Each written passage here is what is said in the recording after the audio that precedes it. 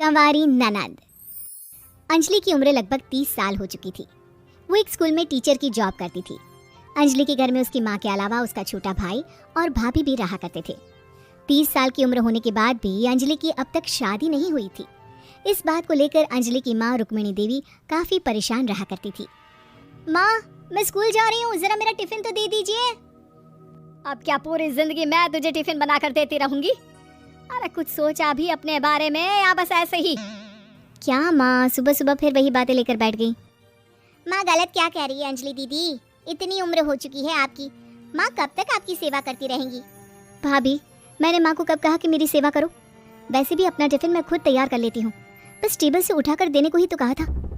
वैसे अंजलि दीदी, देखा जाए तो टिफिन उठाकर देने की उम्र तो आपकी है। आपका अपना घर परिवार बच्चे होते तो ये जिम्मेदारी आज आप पूरी कर रही होती। एक बात मेरी समझ में नहीं आती, अगर मेरी शादी नहीं हुई तो इसमें मेरी क्या गलती है और तुम सब लोग मेरे पीछे क्यों पड़े रहते हो? अरे कुछ कहना क्या पीछे पड़े रहना होता है?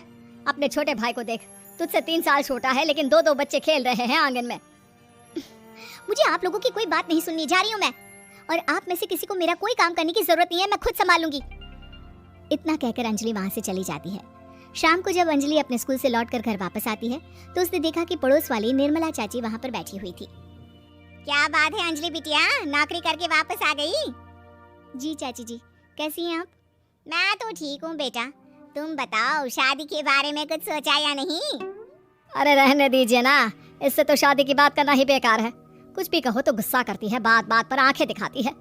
माँ, आप ऐसा क्यों कह रही है? मैंने कब आप पर गुस्सा किया? अरे अंजलि बेटा, तुम्हारी माँ ठीक ही तो कहती है, 30 की होने आई हो, अब तुम्हें भी शादी वादी कर लेनी चाहिए।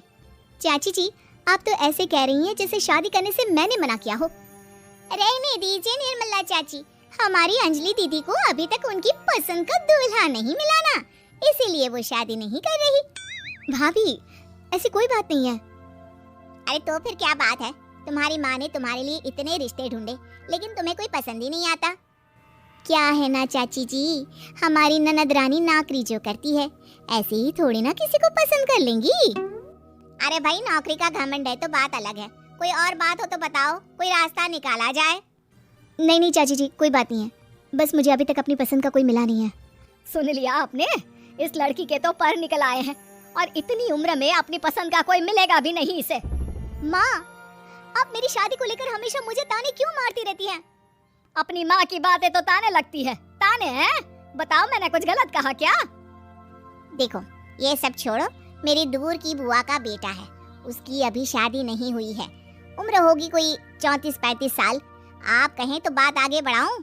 अरे हाँ हाँ, क्यों नहीं, ये भी कोई पूछने की बात है। अरे जल्दी से लड़के को यहाँ बुला लो। माँ, आप मुझसे पूछे बिना मेरी शादी की बात करने जा रही हैं, और मेरी उम्र 30 भी पूरी नहीं हुई है। निर्मला चाची कह रही है कि वो लड़का 35 साल का है। अंजलि दीदी, आपको क्या लगता है इस उम्र में कोई फिल्म का हीरो आएगा आपके लिए? देखिए, अब पसंद और नापसंद की बात तो रहने दीजिए, पसंद करने की उम्र तो आपकी निकल चुकी, अब तो जो भी मिले उसी से शादी कर लीजिए, इसी में भलाई है। तेरी भाभी बिल्कुल ठीक कह रही है, अब जैसा रिश्ता मिले उसके लिए हाँ कर देना ताकि हम भी गंगा नहाए। ठीक है, चलिए मैं उस लड़के को कहती हूँ, वो कल ही अंजलि को देखने आ जाएगा। अगले दिन निर्मला चाची के दूर का रिश्तेदार अंजलि को देखने उसके घर आता है। उसका नाम था अजय। अंजलि जी, तो आप नौकरी करती हैं, वो भी स्कूल में? जी हाँ, मैं स्कूल में टीचर हूँ। हमारी बेटी बहुत होशियार है। अरे पढ़ने लिखने में इतनी होशियार है, इसीलिए तो इसकी नौकरी लगी है स्कूल में। हाँ हाँ ठीक है आंटी जी, जरा मुझे भी तो बात करने दीजिए आपकी बेटी से। जी पूछिए ना, क्या पूछना चाहते हैं? अंजलि मैडम, ये तो बताइए कि आपने अभी तक शादी क्यों नहीं की? बस ऐसे ही, कहीं कोई रिश्ता पसंद नहीं आया इसलिए। लेकिन क्या मैं आपसे पूछ सकती हूँ कि आपने शादी क्यों नहीं की? अंजलि, क्या कर रही हो तुम? लड़कियों को इस तरह की बातें नहीं शोभा देती। रहने दीजिए आंटी जी, आपकी बेटी काफ़ी पढ़ी लिखी है, मैं उनके सवाल का जवाब दे ही देता हूँ। वो क्या है ना, मुझे भी अभी तक अपनी पसंद की कोई लड़की नहीं मिली। अच्छा अच्छा, कोई बात नहीं। वैसे आपकी तनख्वाह कितनी है, कितना कमा लेती है महीने का? जी यही कोई 25,000 महीने। बस 25,000? इतने से क्या होता है? इतने से तो आजकल घर भी नहीं चलता। आपके कहने का क्या मतलब है? अरे मैं तो ये सोच कर आया था कि नौकरी वाली लड़की है, आराम से 40,000 कमाती होगी। माफ़ कीजिएगा, आपका और मेरा रिश्ता नहीं हो सकता। जी कोई बात नहीं, मुझे भी आपके साथ शादी करने में कोई इंटरेस्ट नहीं है। अंजलि, किस तरह की बात कर रही हो? घर आए रिश्ते को ठुकरा रही हो तुम। दीदी अब इस उम्र में आपको इतनी अकड़ नहीं दिखानी चाहिए।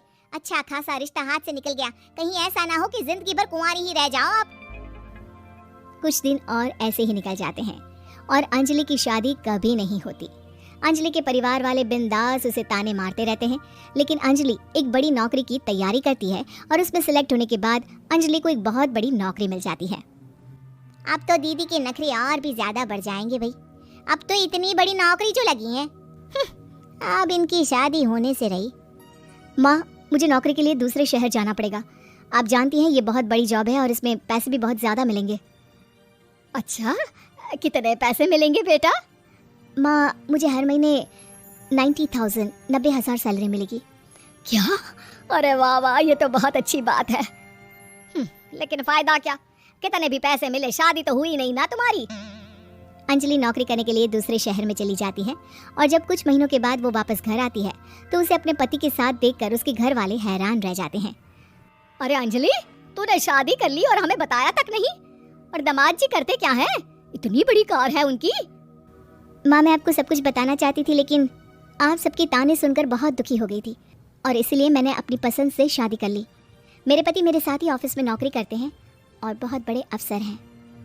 और एक बात बताऊँ माँ, आज मैं बहुत खुश हूँ।